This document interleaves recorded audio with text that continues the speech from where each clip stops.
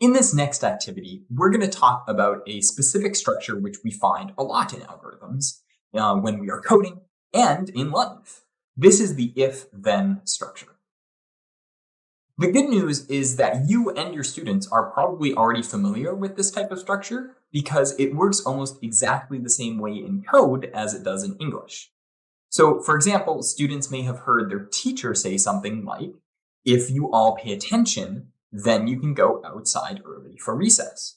Or perhaps they've heard their parents say, "If you do your homework, then you can go play video games." And this basic structure here is when you have some kind of question or condition that will trigger a result only when that question or condition is true.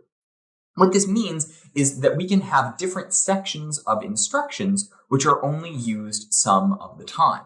And this allows our algorithm to react differently to different situations.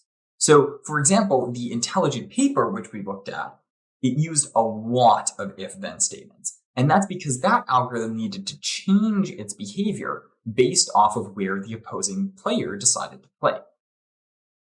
There's also an extension of this type of structure, which involves the addition of an else statement on the end. And it basically ends up being the same thing and should be fairly intuitive, as it's also the same structure that we use in English. So what we're doing now is choosing between two different possible results based off of the first question or condition being asked. If that condition is true, then you perform the instructions in the then statement. If the condition is false, then you perform the instructions in the else statement. So our example here is, if you all pay attention, then you can go outside early for recess. Else, you have to do math longer. So if it's true that you paid attention, then you run the first one, the then, and you can go outside early for recess. If you didn't pay attention, if it's false that you paid attention, you have to do math for longer. And we can see the same thing with our second example. If you do your homework, then you can play video games, else you are grounded.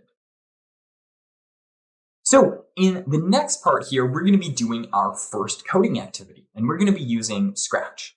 Scratch is a great beginner-friendly coding language which strikes this really nice balance between how easy it is to use and how complex of a program you can actually make.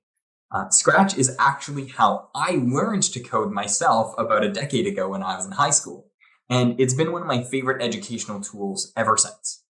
In this activity, we're going to be making a simple game where the goal is to move an object through a maze using your mouse without touching any of the side walls. And we're going to be using if-then-else statements to make this game work.